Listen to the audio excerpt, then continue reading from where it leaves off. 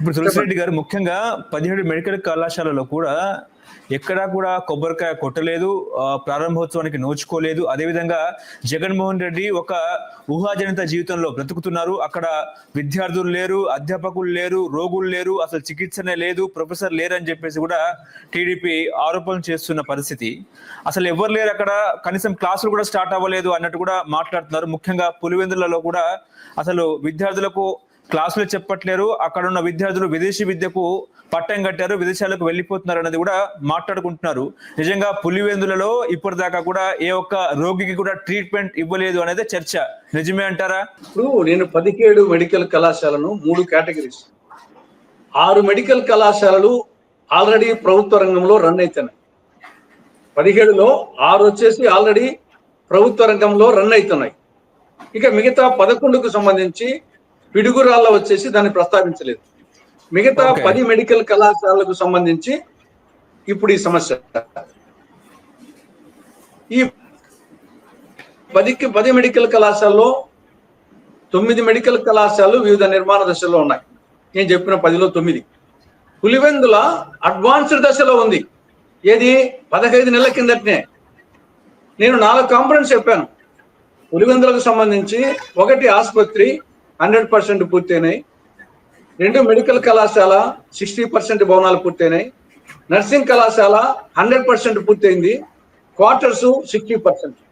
దీంట్లో 4 కాంపొనెంట్స్ లో ఆసుపత్రి 100%, నర్సింగ్ కళాశాల 100%, ఒక మెడికల్ కళాశాల 60%, క్వార్టర్ 60%.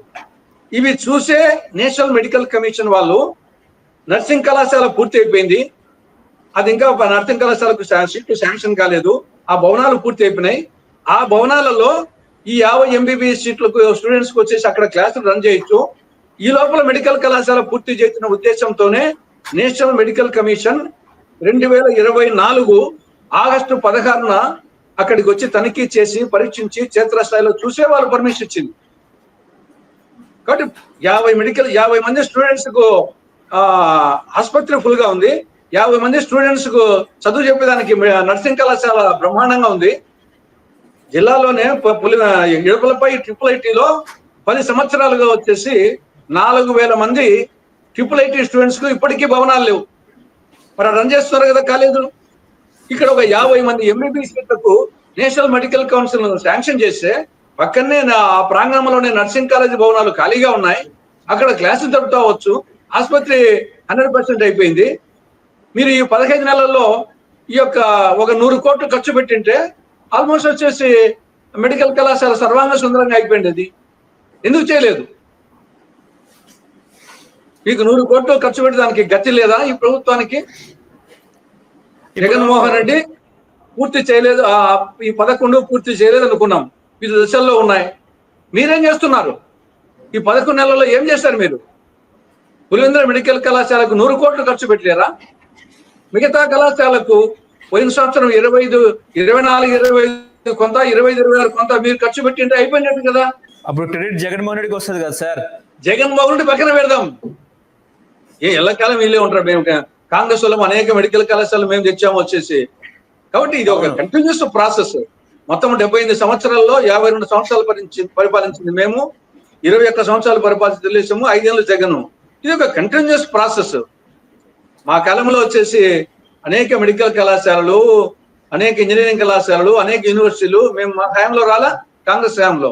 ఇది ఒక కంటిన్యూస్ ప్రాసెస్. కాబట్టి ఇది